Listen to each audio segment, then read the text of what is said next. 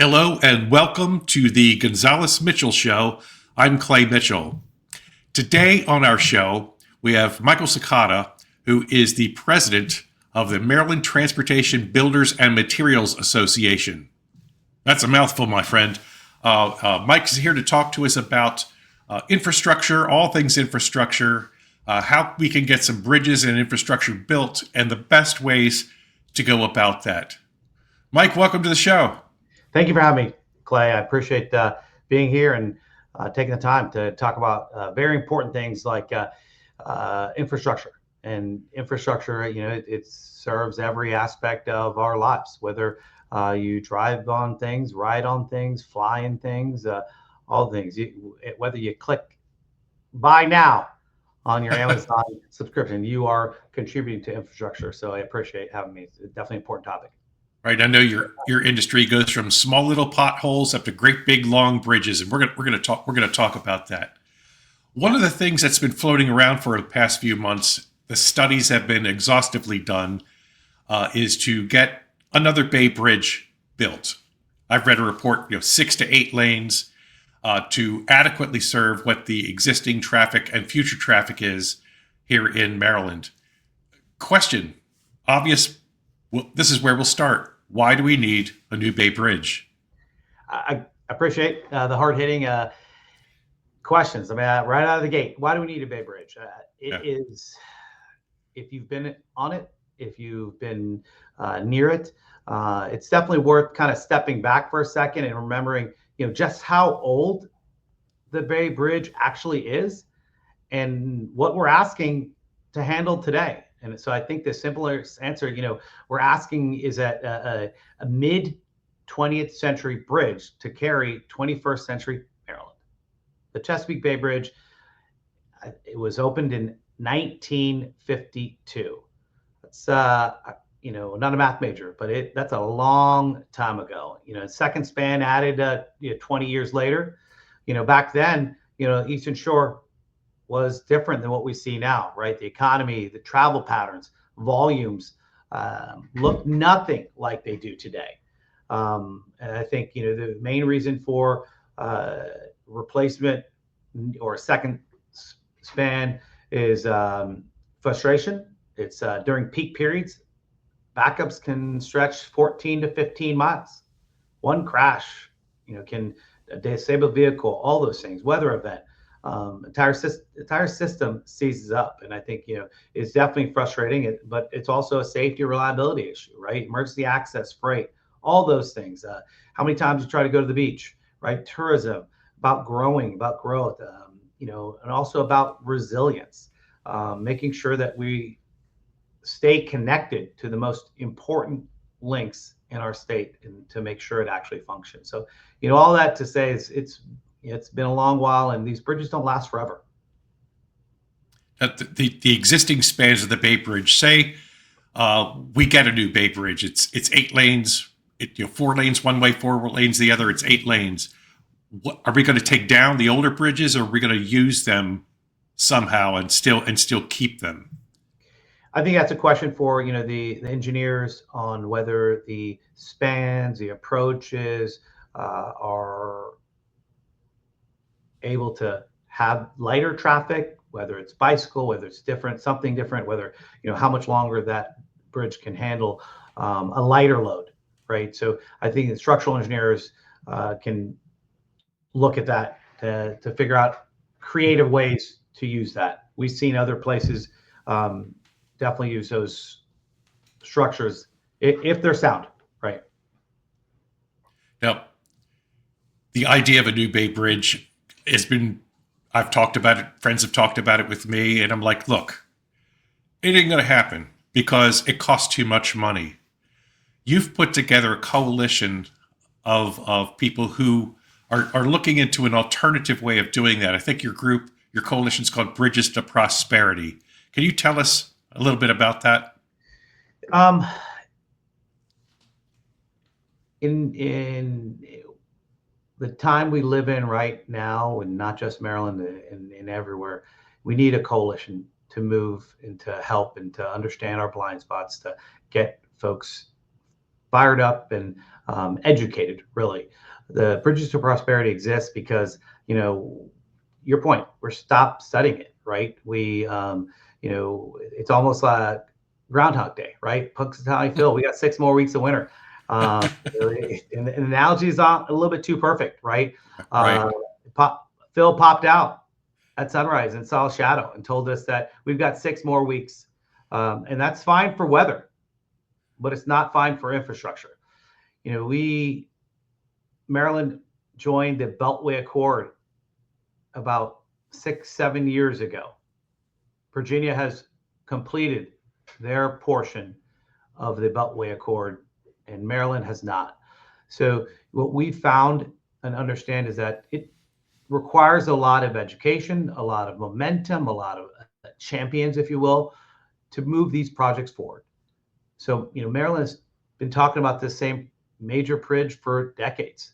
And to me, all these bridges, and so we are looking at Bridges to Prosperity to move and help them along. And I think that one thing, the studying keeps happening, and congestion and safety issues get worse. So I think, what's changed here is kind of the delay itself has become a real risk. Families feel it, businesses feel it, first responders feel it. And I think the coalition came together around simple, practical terms, right? How do we deliver big transportation projects, and what does prosperity mean, right? So I think that it's key to educate people on what happens when there is delay. What happens when there is? I mean, because there's options out there, right? But doing nothing is not one of them. I don't want to limit this just to a new Chesapeake Bay bridge span. There are other large projects that seem to be needed out there. Could you tell us what some of those are? I mean, American Legion Bridge is kind of more on the forefront. We did hear last couple weeks, Secretary Duffy and Governor Moore had a conversation about this and did talk about moving that faster forward. The USDOT right now is accepting RFIs for this bridge. So to me, yeah, the American Legion Bridge is probably more on the it is forefront and more near term than the Bay Bridge. Now, I'm more for fixing our roads and bridges than I am for, and this is my opinion, getting into digging holes in subways that we know there's going to be cost overruns. We've heard the stories before. The line there up in Baltimore is going to cost $3 billion. Then it was $9 billion. Now it's $12 billion. Everybody knows it's going to go up from there. I think I would rather take the investment that would have cost and put in some articulating buses in Baltimore and try and solve the problem that way. Take that money and put it towards larger projects, like you said, the Legion Bridge, the Bay Bridge, and the approaches to those bridges. In my view, the Eastern Shore, it's a lifeline to the rest of the world and to commerce, is that one Bay Bridge. I know we got the Chesapeake Bay Bridge Tunnel down in southern Delmarva, Virginia, but the immediate one, the one right smack in the middle, is the Chesapeake Bay Bridge, and we have to do something about that. What is your view on roads and bridges versus investing in large subway systems and such? I appreciate that question. I would say, and I'd answer it this way: we need everything, right? We need everything. Maryland is not DC. It's not New York. There's not walk-up metro stations. Somebody is not going to. They're late to school. They're late to work. They're not going to change their car seat for a seat on the metro. That's a reality. There are statistics that, the half mile within a radius is kind of optimal for people to take those. In the United States, there's a 45% of the entire country is in a transit desert. Okay, that means no access or to transit. Similarly, Eastern Shore. I mean, there's no access over there. Right. You talked about, the red line, we'd have to look at the purple line. I mean, I would say that, so to sum it up, that we need everything. I would not abandon our transit goals, but at the same time, it needs funding. You look at the Purple Line, for example. This project is 9 years now in the process, right? I've heard there's some, there's going to be near completion, this year, next. But to me, 10, 11 years, people are waiting, right, for a bus, a rail line that could have been almost, within a couple years on to the BRT, the bus rapid transit you talked about. Yes. Maximize that, faster, delivered the end user, the people who are having to suffer. I mean, I feel for the people who have to suffer through 9 years, possibly 10 years of construction, right? So to me, that you have to take that into consideration. And so I would say that, yeah, we need everything, but we absolutely need another Bay Bridge span, another replacement to the American Legion Bridge, as those projects do provide opportunity, prosperity for not just your riders, but freight to commerce, to that Amazon link that I referenced, all of those things, products, goods and services. You're not getting your HVAC repaired by somebody popped on the metro line. Okay, they're coming by a car, okay, a truck. Now, as a taxpayer, and taxpayers in general, they don't want their taxes raised to do any of this. There is, however, you have an idea of an alternative financing a plan involving a public-private partnership. Can you explain in some sort of detail as to how that would work and how that helps taxpayers not having to brunt the entire cost of a project like this? Yeah, so Bridges to Prosperity, by the way, it does look at all alternative financing, alternative delivery, not solely on P3s, but P3 is a model. P3, and let's explain it succinctly. A public-private partnership, or a P3, it's a long-term agreement where the public sector sets goals for a project and standards for a project, and the private sector comes together with help finance it, build it, and sometimes, most times, operate in return for a defined payment over time. There are different versions of public-private partnerships. The revenue risk P3, availability approach P3. Some of those define different terms, but essentially, in plain terms, it allows government to deliver big projects faster by bringing in private capital and expertise, while the public side keeps up control over performance, safety, and accountability. For example, having a concessionaire to upfront the cost for the American Legion Bridge, rather than increasing taxes or somewhat other way to pay for it, increasing toll, right? They've got to bring money to the table. Somebody does. Is this free for the driving public? There's a cost to it, right? There's a toll cost. Now you have a toll cost. What they have, other states, other counties have done is provide those tolled or dynamic hot lanes, those inner lanes, and add general purpose lanes while they do the build. So it's not just tolled lanes. They do provide general purpose lanes as well. Those hot lanes also, a lot of other states are working. The bus rapid transit pays for free, uses that as well. So you get the end user gets a faster product, consistent, dedicated times throughout that asset, throughout that toll lane, very similar to what MDTA does now. Right. So yeah, a P3, it's not crazy. It's just other states are doing it. Other states are recognizing that they're cash strapped just like everybody else. And you mentioned, about our TTF. So Transportation Trust Fund operates, it's by gas tax, via excise taxes, the right, recordation tax, about 5 different things in there.